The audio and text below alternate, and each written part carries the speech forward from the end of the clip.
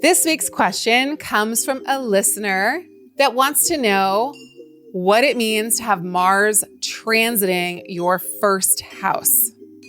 Very good question. Love it. It's different depending on your rising sign.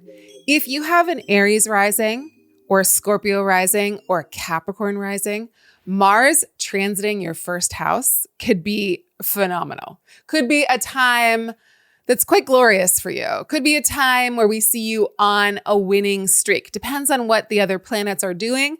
But in general, Mars functions exceptionally well in those signs. It's at home in Aries and in Scorpio, and it is what we call exalted in Capricorn. So Mars transits through the first house for those rising signs. So good. You're just like humming along. You are in your lane. You're getting things done. Hopefully Saturn isn't impeding anything and Pluto's, being okay. But regardless, at some point, it's going to be a very super powered, wonderful transit for you. If you have, let's say, Cancer rising or Libra rising or Taurus rising, a Mars transit is still going to be a time that's trying to activate you to move and do something challenging. But Mars has a much harder time in those signs. It doesn't mean it's a bad time for you, but it just means that the body might get a little agitated and overheated.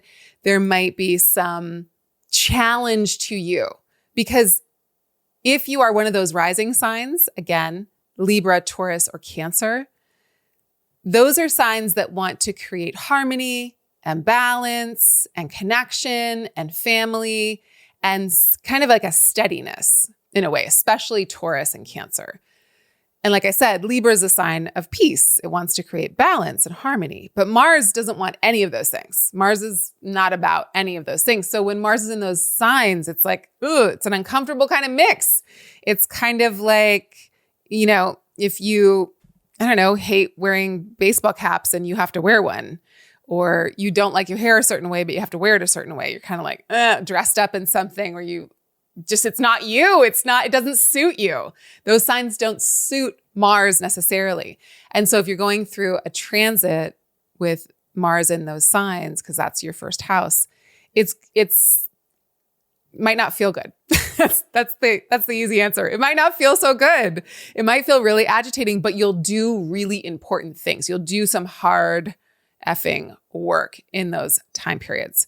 For all the other signs, it's like, 6 in one, half dozen in the other.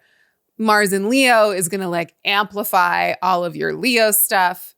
Mars in Aquarius is going to be super brainiac. It's going to amplify you. It's going to amplify your body and what's going on in your body.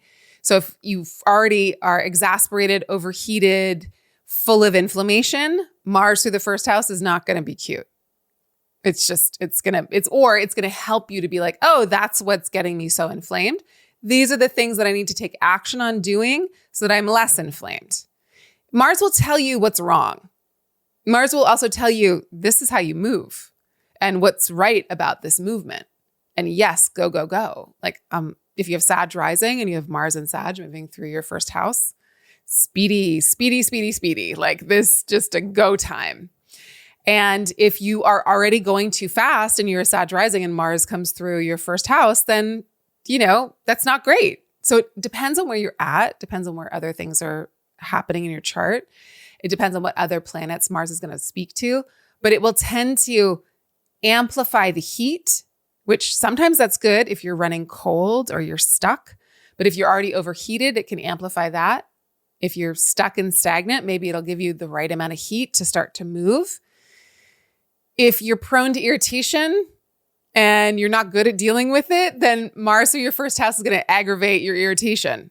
But if you need a little courage and you need a little kick in the, tuchus, then Mars is going to give you that. And you can either resist it and be miserable, or you can go with it and move and know okay, it's a hard time, but it won't last. A Mars transit is going to be 6 weeks-ish if Mars is going at a good clip, and maybe a couple months if it's retrograde. So give or take, it's not going to be years and years. It's not a longer, it's not Pluto, It's not Uranus. It's not Saturn even. It's a couple of months, 6 weeks to a couple of months. So it's a shorter period of time. You can get a lot done, and you can learn a lot about your own anger and your own irritation and your own inflammation and your own need to drum up and give yourself permission to be courageous. So it's about gathering your energy and focusing it in a direction.